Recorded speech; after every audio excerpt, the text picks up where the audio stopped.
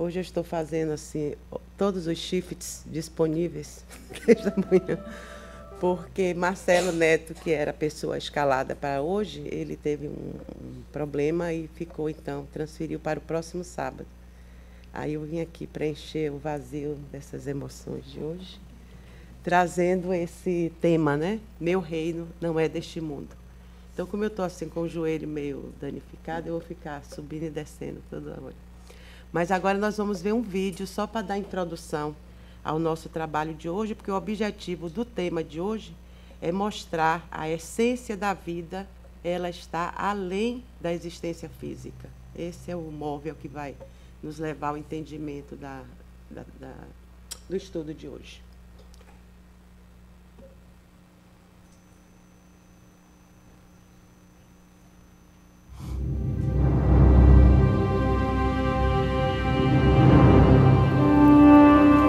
Tu és o rei dos judeus? O meu reino não é deste mundo. Que farei então de Jesus, chamado Cristo? Crucificai-o? Não! Eu para isso nasci, e para isso vim ao mundo.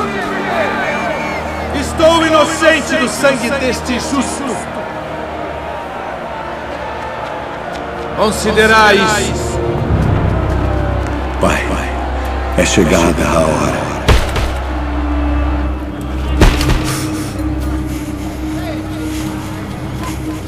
Glorifica a teu filho, para que também o teu filho te glorifique a ti. E a vida eterna é esta, que te conheçam a ti só, por único Deus verdadeiro, e a Jesus Cristo a quem enviaste.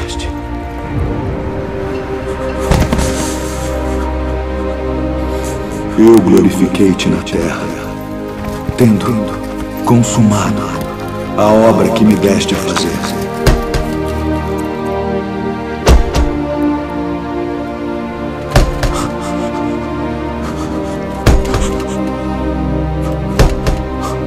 E agora glorifica-me tu,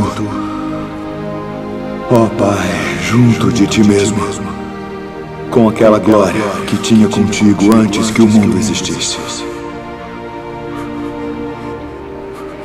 Pai,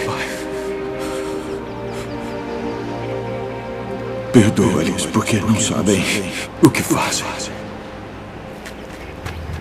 Salvou os outros e a si mesmo não pode salvar. Se é o rei de Israel, desça agora da cruz e crê-lo-emos. Confiou em Deus. Livre-o agora, se o ama, porque disse: sou filho de Deus.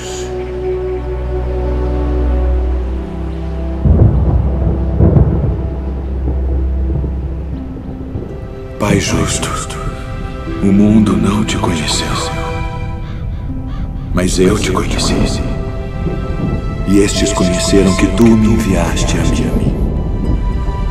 Mulher, eis aí o teu filho. Eis a tua mãe.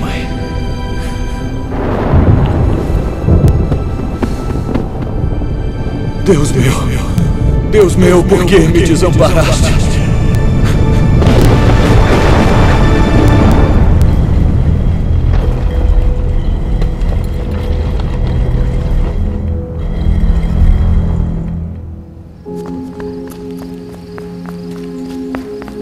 Por isto o Pai me ama, porque dou a minha vida para tornar a amá-la.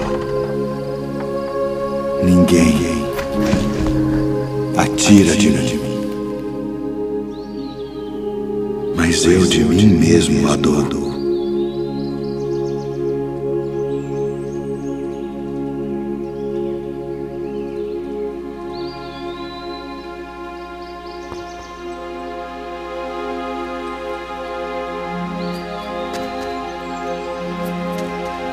Maria,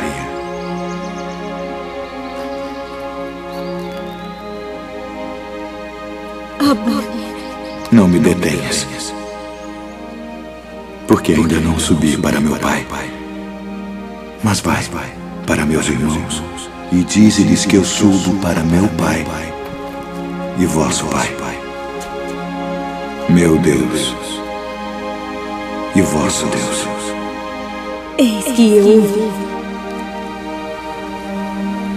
Ó Pai Santo, eu lhes fiz conhecer o teu nome e lhe farei conhecer mais, para que o amor com que me tens amado esteja neles e eu neles esteja. Portanto, ide, fazei discípulos de todas as nações, batizando-os em nome do Pai e do Filho e do Espírito Santo, ensinando-os a guardar todas as coisas que eu vos tenho mandado. E eis que eu estou convosco todos os dias, até a consumação dos séculos.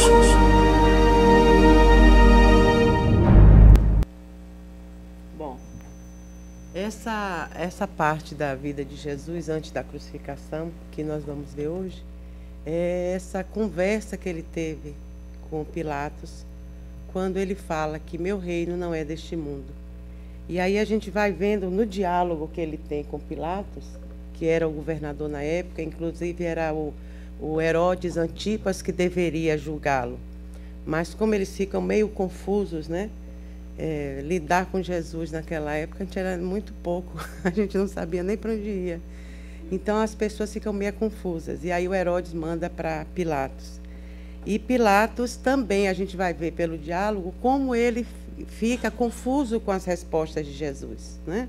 Então ele pergunta, és, pois, rei? E ele pergunta isso porque no domingo anterior, antes da prisão, Jesus entra em Jerusalém, naquele burrinho, né, que é o dia de Ramos, né?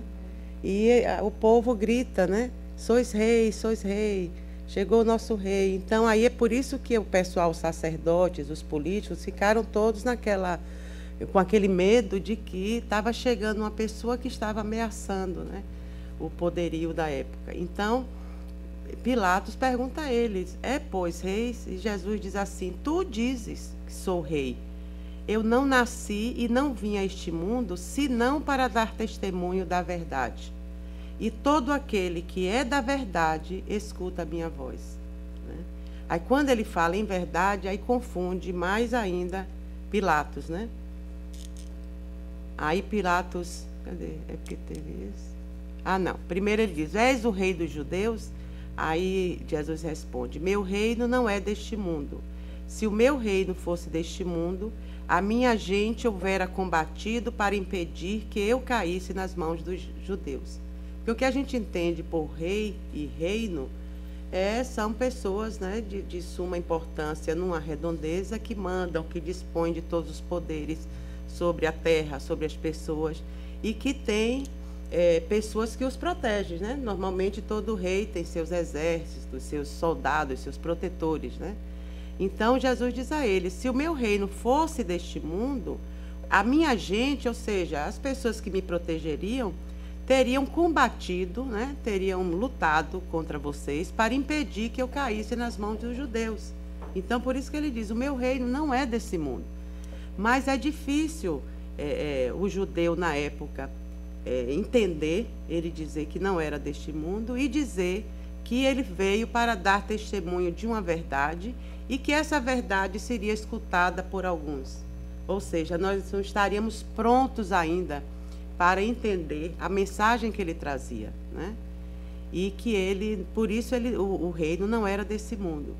Mas Pilatos pergunta por 2 vezes se ele era rei pela falta de compreensão daquele diálogo com Jesus, né?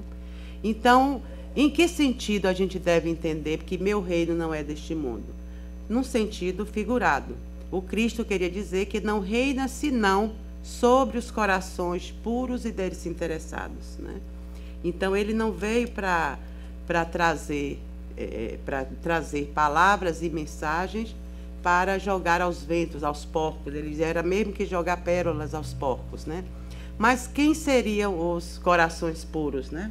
Ele estava numa região em que os judeus ainda acreditavam em anjos, em demônios. Eles ainda achavam que se houvesse uma calamidade pública, um extermínio, uma chuva que derrubasse várias casas e vários castelos, que aquilo era Deus punindo a população por algum desvario. Eles acreditavam nisso, né? Então, em termos religiosos, esse reino que Jesus falava era o reino de Deus, que o reino de Deus era o tema das pregações dele, né? Desde as bem-aventuranças, ele prega a implantação do reino de Deus, né? Mas esse reino de Deus, como diz Emmanuel, é uma construção divina no coração dos homens. Por isso que a verdade que ele trouxe era uma verdade a ser construída. Por isso que estamos 2000 e tantos anos depois, buscando entender, né, e de uma forma mais clara, uma forma mais realista, não cheia de dogmas, de frufrus, de conveniências para os templos religiosos que adotam o Evangelho de Jesus, mas entender para a vida, para se viver a vida normal, né? Não para se exercer dentro de um templo. É como nós espíritas, muitas pessoas não ficam, não continuam no espiritismo porque o espiritismo provoca essa reflexão, provoca na sua cabeça uma transformação, não aqui dentro, porque a gente entrar aqui dentro sorrindo quando quer chorar, né? Fingindo que está sentindo uma coisa quando é outra, é muito fácil enganar as pessoas que a gente vê uma vez na semana, né? Mas você se enganar as pessoas todos os dias lá fora, na sua vida diária, a gente vai virar realmente aquele depósito de máscara, né? Ah, para onde eu vou agora? Para o centro, é essa máscara. Agora para a festa, é essa outra. É muito chato isso.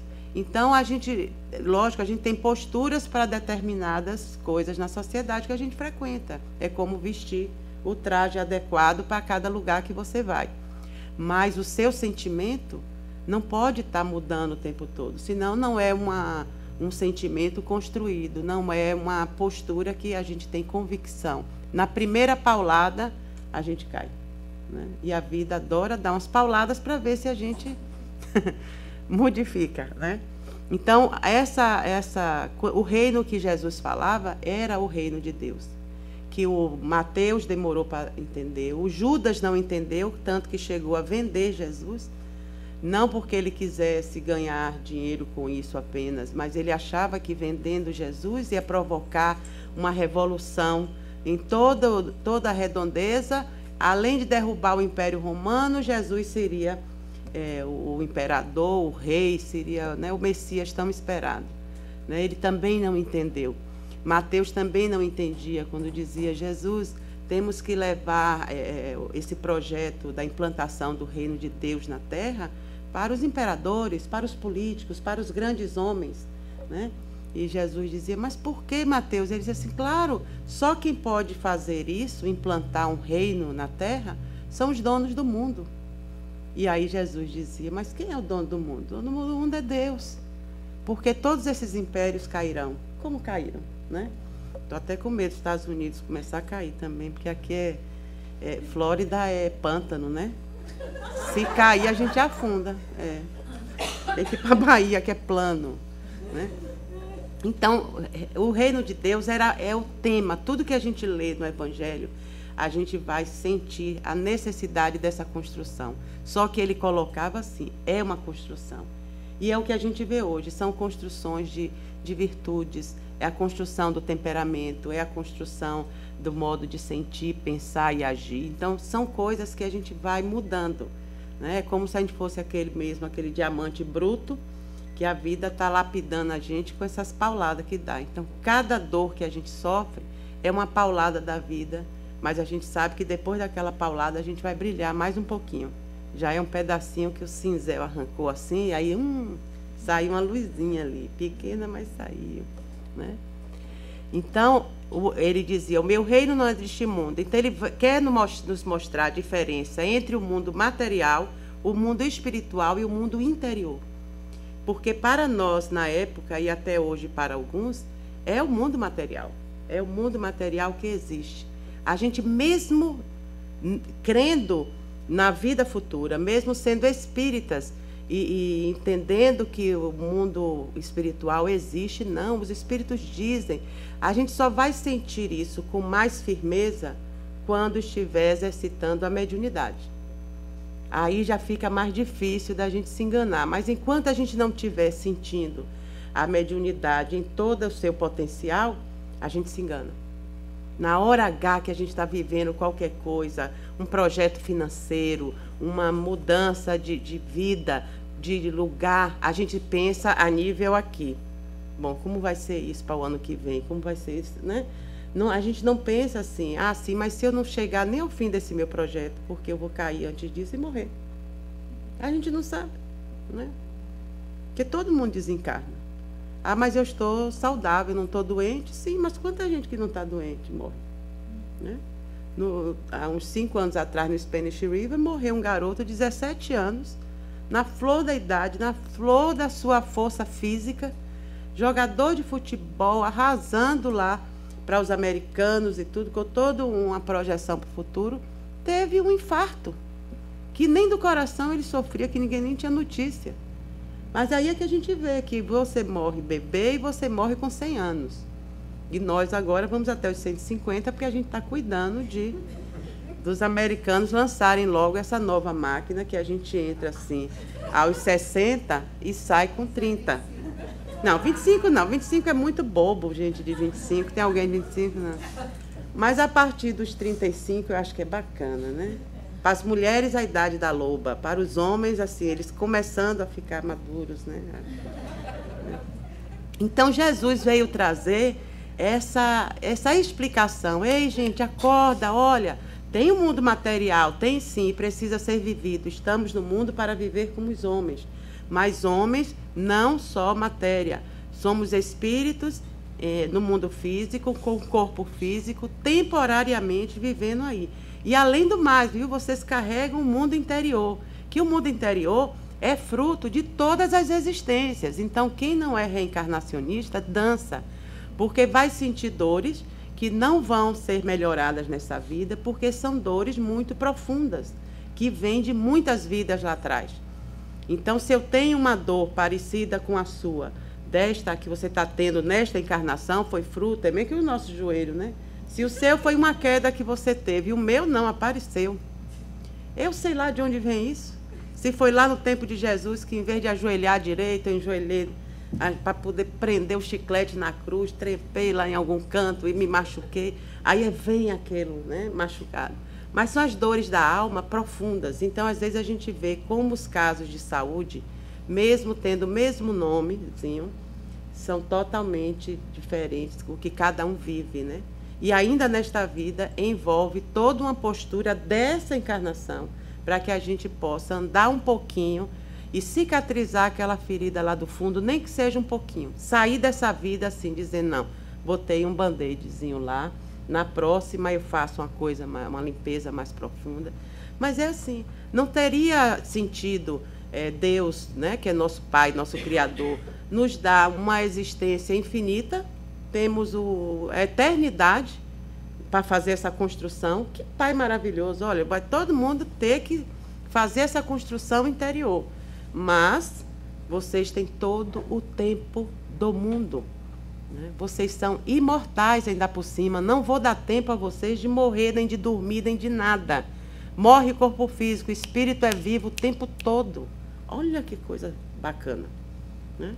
Então, para que a gente entenda isso, é preciso que a gente olhe o Evangelho de Jesus, olhe essa maravilha que é essa terceira revelação, como o Espiritismo, né, nos traz essa explicação maravilhosa dos Espíritos, desvendando esses mistérios, que a gente lê assim, aí diz, não sei se eu quero continuar estudando isso não, prefiro ir lá dentro, assisto uma palestra, vou tomar meu passe, não quero ficar sabendo muita coisa. Tem gente que não aguenta ainda, né?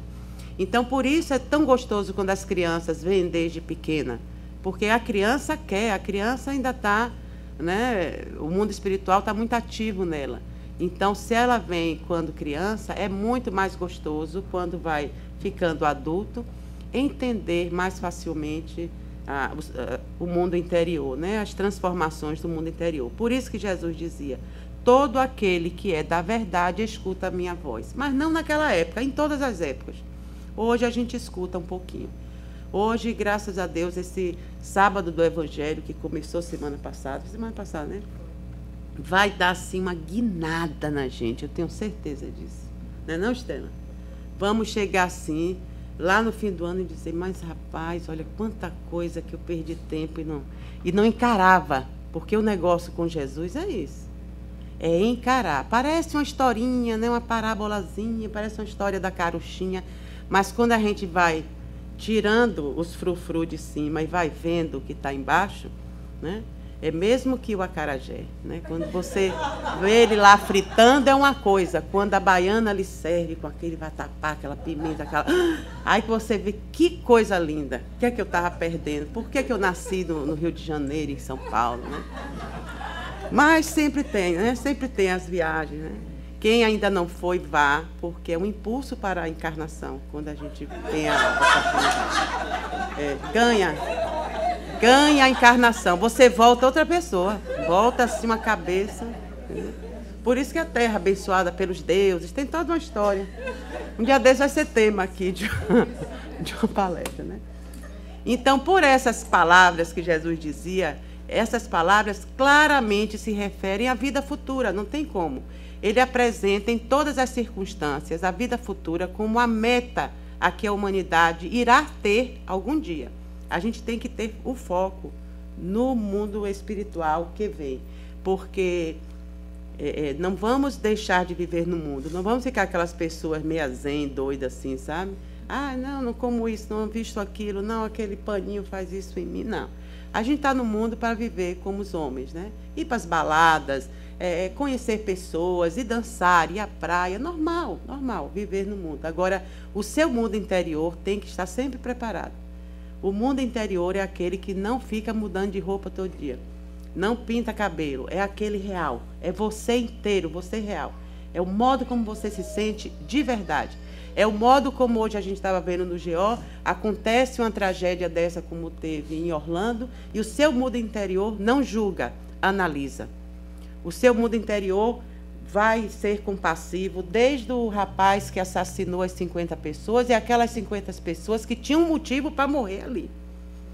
Aí quando você vê que tudo está numa organização que a gente não entende muito bem, mas que é a melhor organização, porque é uma organização divina, a gente não tem nem ideia, a gente fica perdendo tempo em julgar, em condenar, em executar, em matar uns, e dizer que o outro é inocente. É um trabalho demais. Analisa todo mundo igual. Todo mundo é filho, todo mundo é espírito, todo mundo está aqui igual a mim. Simples, ignorante. Está todo mundo caminhando. O que é que esse espírito caminhante tinha de problema para entrar no lugar e fazer isso? O que é que Hitler tinha de problema para organizar toda aquela matança aos judeus? O que os judeus fizeram para merecer aquele tipo de desencarne? Por que eles pediram aquilo? E aí vai, entendeu? Aí a gente vai vendo que o pau que dá em Chico dá em Francisco. Não tem ninguém inocentinho. Não tem a criancinha tem também, é um espírito velho ali, a gente não sabe nem a idade. Então, tudo tem uma razão de ser. Aí a gente vive mais leve no mundo físico. Não fica doente, pressionado, ai meu Deus. Sabe, é uns dramas. Você vê no Brasil, o pessoal do Brasil vive um drama que eu digo, não aguento mais. Quando ligam pelo WhatsApp, eu digo, minha gente, muda o disco. Parece que aí a vida está ótima, né? Mas não está, porque está assim o Donald Trump. Eu disse, sim, mas faz parte da vida. Se eu não quiser viver essa vida, eu tenho que achar um buraco para me enterrar. E olha lá, porque vai ter as formiguinhas, já vai ter até vizinho por lá querendo me cobrar IPTU. Sempre tem. A gente está no mundo para sofrer beliscão, para sofrer lapidação. Ninguém. Não tem uma pessoa, nem a mais rica do mundo, nem a mais pobre, que não tenha um problema muito sério que esteja vivendo hoje, né? Só não tem quem não está dando tanto valor a uma coisa só. Quando você valoriza a vida, aí você começa a empregar esforços em todos os setores da vida. Não é um só que você morre por causa daquilo. A minha vida é meu marido. Tem gente que é assim. Meu filho é meu mundo. Minha vida é meu marido. Minha vida é minha mulher. Sem ele eu morro. Sem ela eu morro. Deus me livre. Ele é o do momento, ela é o dessa vida. E as outras? Do passado. E as que virão no futuro. Não é? Agora eu vou ficar morrendo por uma pessoa aqui? Não, eu vivo por esta pessoa. Quando essa pessoa não quiser mais viver por mim, vamos partir para viver por outros. Eu só tenho vida, eu não tenho morte. Espírito não morre, nem quando quer. Nem se suicidando, coitadinho, que é pior, desencarne. Quando não tem coragem, né? Porque o suicídio é falta de coragem de viver. Não é coragem de morrer, é coragem de viver. Então, o cabra pega uma coisa, dá um tiro na cabeça e fica ali em pé com um revólver, o corpo, e o outro corpo no chão, o corpo perispiritual aqui, e ele olhando, cadê a morte? Cadê a morte? Como nas mediúnicas, alguns espíritos vêm, me matem, eu quero morrer. Como é que eu morro? De verdade. Como é que eu morro? Não morre, meu amigo. Boa notícia, você é só vida, né? Então, se a gente quer viver, olhe se alguém quer morrer, né? Olha aquela esposa ou aquele filho que está enterrando uma mãe, ou a mãe que está enterrando um filho, que diz, Senhor, Senhor, me leve junto. Quando ela escorrega e cai, me tira daqui correndo. Ninguém quer ir. Ninguém quer. Né? Dizer que quer ir é balela. Ninguém quer. Aquele sentimento bem momentâneo, assim. Ai, não consigo mesmo, acho que eu não vou conseguir viver sem fulano, mas eu vou tentar. A partir de agora, já vou tentar. Né? Então, a morte, ela vem, vamos morrer, todo mundo morre, não tem jeito. É a única finalidade, objetivo, a única fatalidade da vida é a morte. Né? É nascer e morrer. Vamos nascer e morrer sempre. Então, isso não tem jeito. Não adianta nascer com medo, nem morrer com medo. Né? Então, os judeus tinham, para eles entrarem nessa história de Jesus e terem essa mensagem grandiosa no coração, por isso que eles o crucificaram. Eles não entendiam. Pilatos não entendia. Era uma coisa muito grande. Até hoje a gente sente, né? Quando a gente entra para estudar o Evangelho profundamente, é uma luta. É uma luta dar certo um grupo se reunir para um estudo aprofundado do Evangelho. Isso me foi prevenido há muito tempo. Não entre nessa, Marisa, de aprofundar no Evangelho, porque é difícil, é difícil. O bom é que seja em grupo, o bom é que seja assim, de vez em quando, indo e voltando, entendendo, não entendendo. Mas não é como um estudo prático, que a gente chega, pega aqueles livros, lê, deduz e fecha e diz, eu já sei isso. Não. Não é como o mecanismo da mediunidade, por exemplo, não. Então, estudar Jesus é estudar a vida, e a própria vida, é a vida de todos, é a vida do mundo, da natureza, de Deus. Então, são coisas que são muito grandes para nós ainda, pequeninos aprendizes, né? Choca a gente, por isso que a gente tem que ir bem devagar. Então, os judeus, então, naquela época, não queriam nada. Eles estavam mesmo, era ainda naquela infância espiritual, por isso que eu botei essa foto de Jesus com a criança, é como se estivéssemos na infância espiritual, ele nos via assim e compreendia o nosso tempo, né? Esse Salmo 23, depois vocês leiam em casa, eu não sei, é porque para não passar muito, é aquele salmo que o rei Davi escreve, o Senhor é o meu pastor e nada me faltará, não é? Aí a gente vai ter ideias, porque os salmos do rei Davi, eles vieram 1000 anos antes de Cristo. Então, quando o rei Davi compõe porque eram canções, né? Aquela parte também da morte de Jesus, que ele diz, Pai, Pai, por que me abandonaste? É um trecho de um salmo do rei Davi. Então, Jesus, na realidade, estava cantando. A gente, quando às vezes sente dor, não canta? Ele está doendo muito, a gente está assim, paciente para ir logo, para sair logo. Mas baiano é assim, a gente canta por tudo, né? Porque quem canta, seus males espanta. Lá dizia minha avó lá. Então, são salmos, né? Os salmos do rei Davi são todos assim, lindos, vieram mais de 1000 anos antes de Cristo. E esse salmo, especialmente 23, ele traz toda a fé numa vida futura. É como se fosse um espírito que já entende do mundo espiritual falando. Que ele tem confiança, que ele vai achar aquilo, que ele vai ser guiado, que Deus vai apresentar a ele o lugar onde ele vai ficar depois do desencarne, que ele não temo nada, porque eu sei que Deus vai... Sabe, a fé que o espírito, na época, já tinha da vida futura.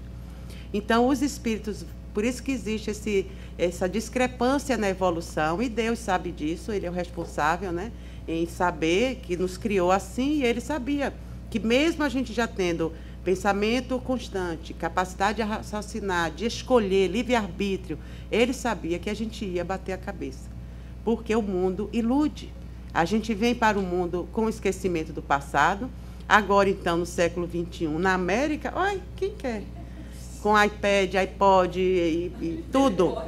A gente nem concebe a vida mais sem um computador, nem que seja pequenininho, em algum lugar para a gente ir para qualquer canto, mas levando aqui. Né? A gente não se sente mais como desconectar. Né? É assim que a gente é. Nós somos conectados com o espiritual, porque somos espíritos, então isso não desliga nunca. Né?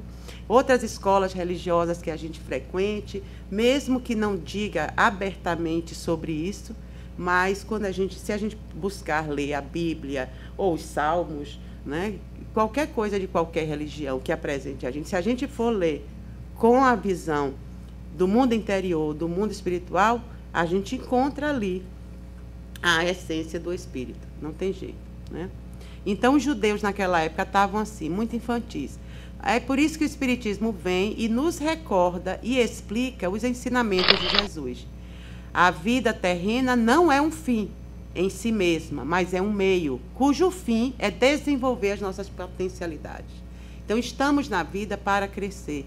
Vamos reencarnar, sim. Sem a reencarnação, a gente estava frito. As multiplicidades, as pluralidades de vidas, de existências, é que nos faz crescer, nos faz entender, nos faz melhorar como pessoas. Né?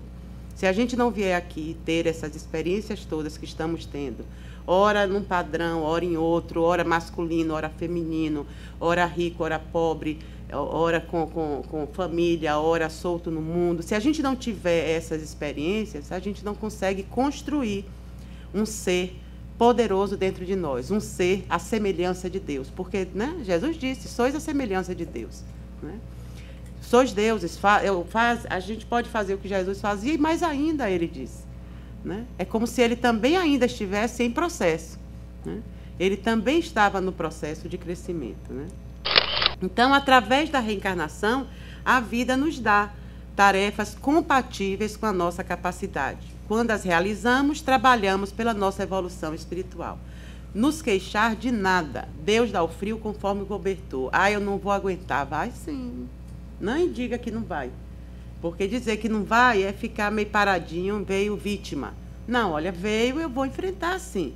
Vai doer, vai, vou chamar aí umas 50 amigos para ficarem do meu lado, me dando sustentação. Não sei o quê.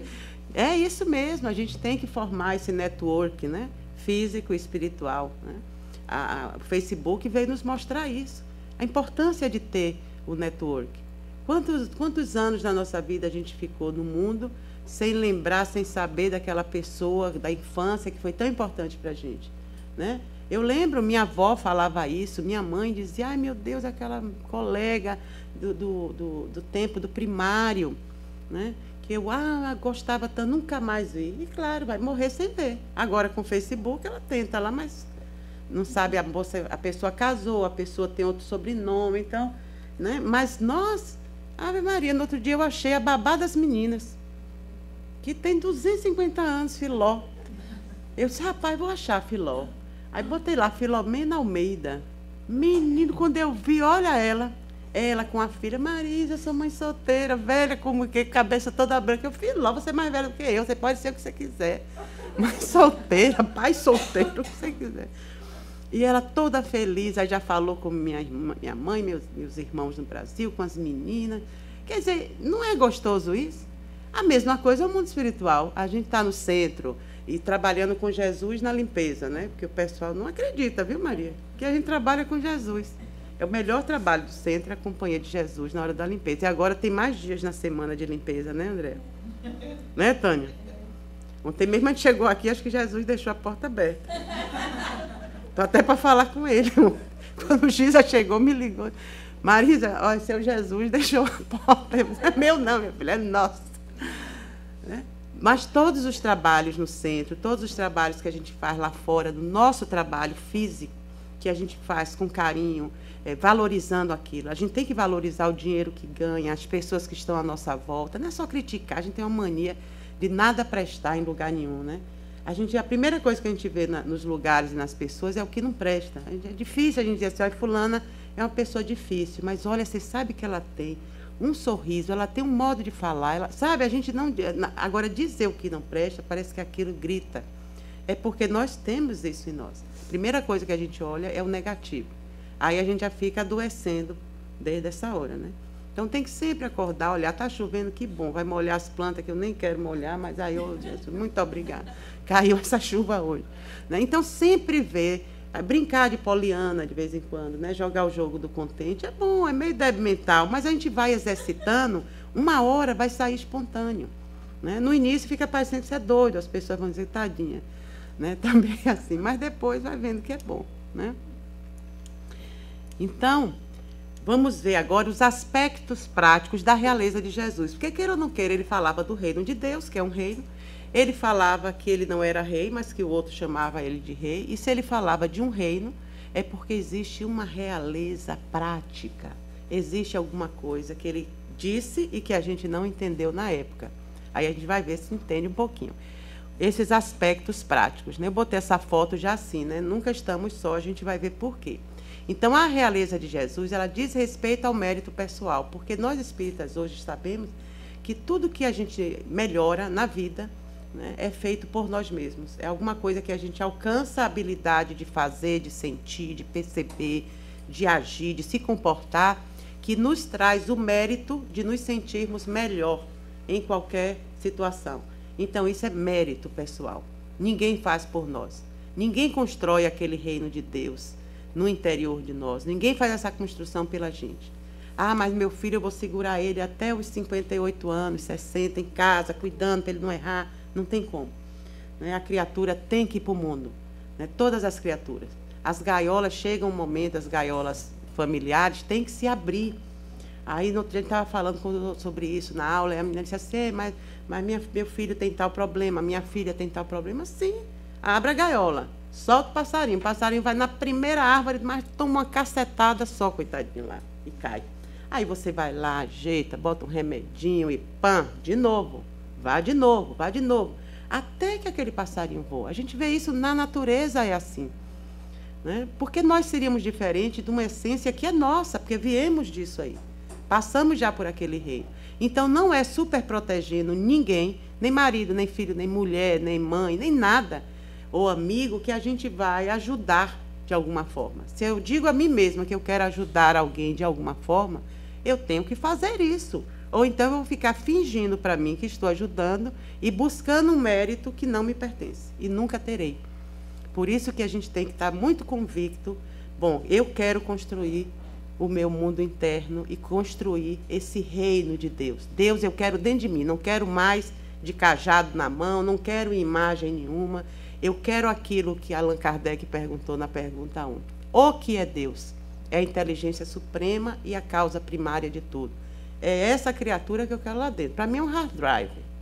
Para mim é um chip que a gente interioriza assim, sabe? Chamado Deus. E aí, quando a gente tem alguma dificuldade, aquela força é instantaneamente acionada. Então, a realeza tem a ver com isso. E representa esforço e prática do bem, da paciência ante os infortúnios e o compartilhamento. Quer dizer, envolve toda uma construção de valores, de ética, né, de modo de você pensar e agir. Tem que se esforçar para construir isso e compartilhar. Não conseguimos construir nada sozinhos. É incrível, né, mesmo? Deus faz umas pegadinhas maravilhosas. É aquele negócio, amar ao próximo como a si mesmo, sabe? Eles fazem aquele joguinho de palavras que é para deixar a gente saber, olha, sozinho você não vai em lugar nenhum. Então, a gente só cresce, só é feliz, só melhora olhando para trás, olhando.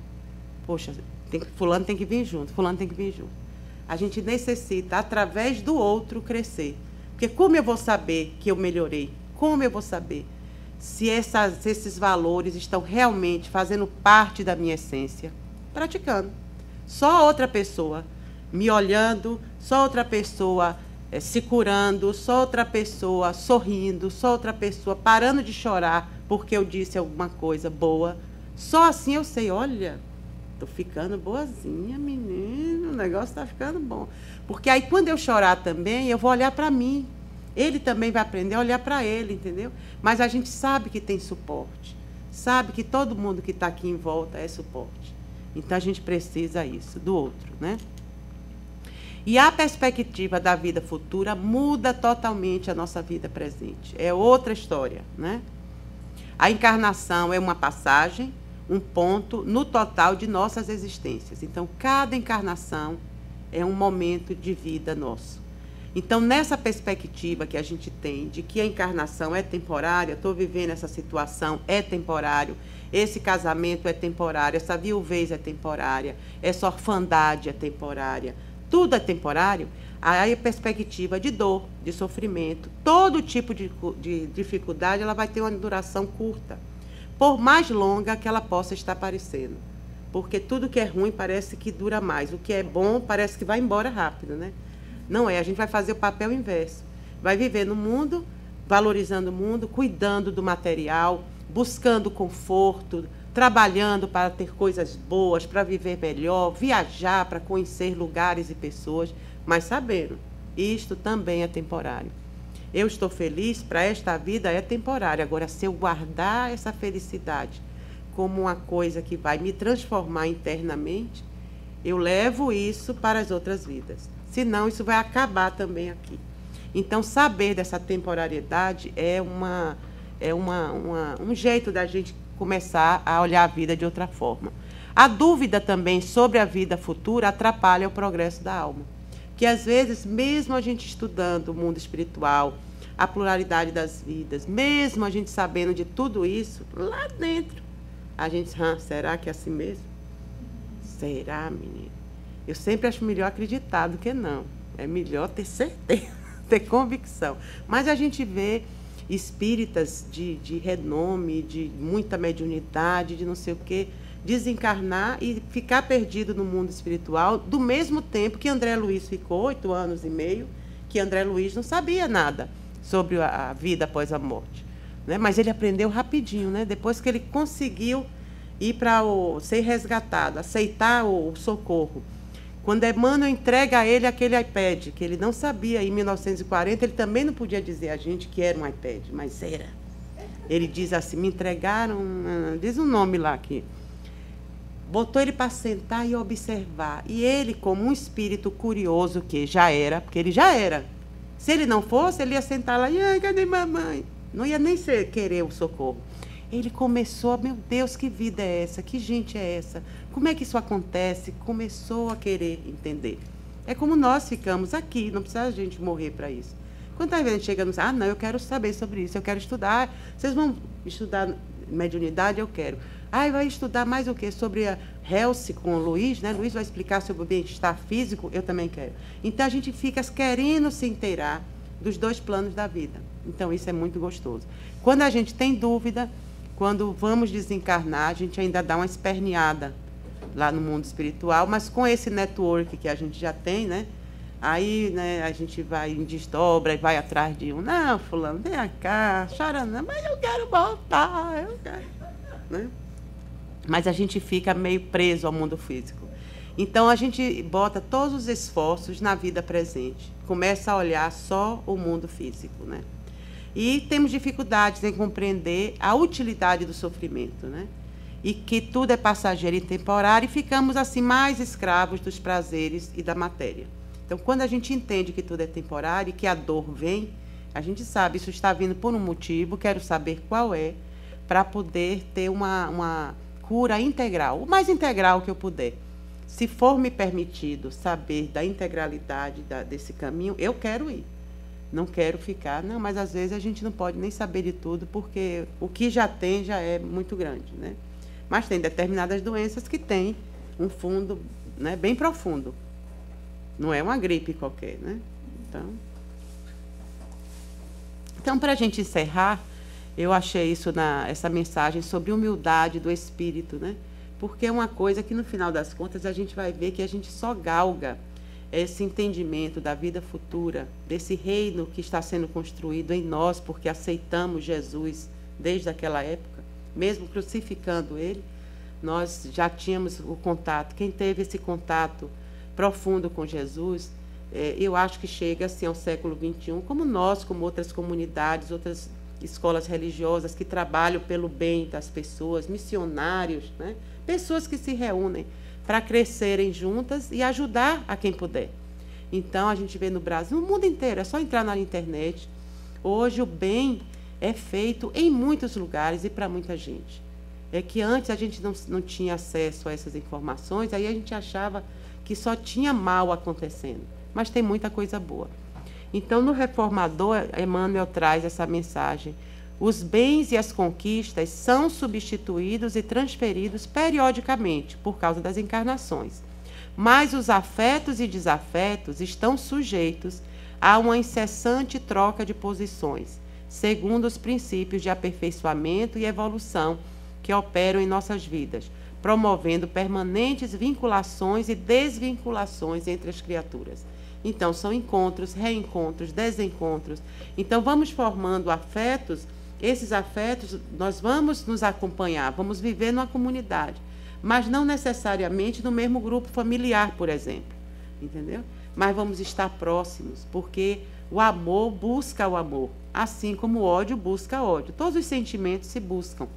Mas quando a gente forma um afeto, então que a gente troca de posição em algum momento, né? Por exemplo, um parceiro que você teve numa vida que você ama profundamente, e ele te ama profundamente. Mas em outra encarnação, esses dois podem vir com parceiros outros, para que a evolução continue, né? E às vezes acontecem mortes passionais no mundo físico por causa desse ciúme de lá de trás. Então, pessoas que se encontram, uma mulher com outro homem, e aquele homem do passado, doente de paixão, não amando, ele é doente de paixão, ele pode buscar aquele espírito e cometer algum crime, né? Ou quase cometer, se a pessoa não tiver que passar por essa dor, quase cometer e ter, né? E ter que novamente se reajustar e tudo. Então, um sentimento, para ele se transformar, né? A gente vê o egoísmo, né? Os frutos que o egoísmo traz. Vimos aí em Orlando o resultado, né? Dessa chaga que é a intolerância consigo mesmo e com o próximo. Porque alguém, para matar o outro, ele é intolerante com ele mesmo. Então, ele está também se matando. Tanto que, normalmente, nesses casos, a pessoa suicida-se, né? Porque ele é parte daquilo. Ele também não se aceita naquela situação, né? Então, a humildade é o reconhecimento de nossa pequenez diante do universo. Não é servidão. Ser humilde não é ser bobo, idiota. É, sobretudo, independência, liberdade interior, que nasce das profundezas do espírito, apoiando-lhe a permanente renovação no bem. Então, uma pessoa humilde é uma pessoa cônscia do seu mundo íntimo.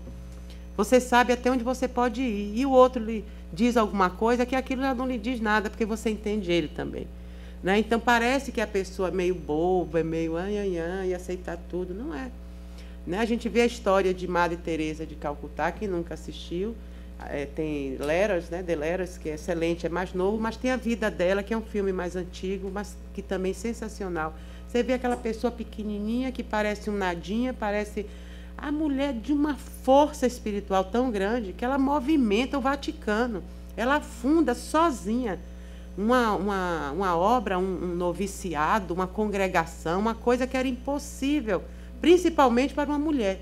Se fosse um padre, homem, poderia até conseguir, mas uma freira. Então, você vê, quando a pessoa tem a fortaleza interior, ela pode vir um cisquinho de gente. Não importa o tamanho físico, porque o tamanho do mundo interior é tão grandioso que ela movimenta qualquer força. Então, é muito gostoso, né? A gente saber e buscar esse tipo de humildade. Então, concluindo, para o Espiritismo, esta vida é apenas um elo no harmonioso conjunto da obra do Criador. Esse momento é só um elo num todo enorme que a gente vem criando e vai criar ainda. Há uma solidariedade entre todas as existências de um mesmo ser e entre todos os seres de um mesmo mundo e os seres de todos os mundos. Então, as nossas vidas, as nossas experiências, todos nós fazemos parte de um grande projeto solidário, onde Deus vai movimentando essa engrenagem, não é, grandiosa, E a gente aqui e ali se encontra e age, mata e morre, vive, consegue, sabe? Mas é todo, eu acho que ele... É por isso que eu penso assim, que é um grande computador, Deus, porque ele vive lá assim, só manipulando aqueles negócios lá, e vai para aqui, vai para lá. Muito bacana, né? Então, desejo a vocês uma linda semana. Muito obrigada pela atenção.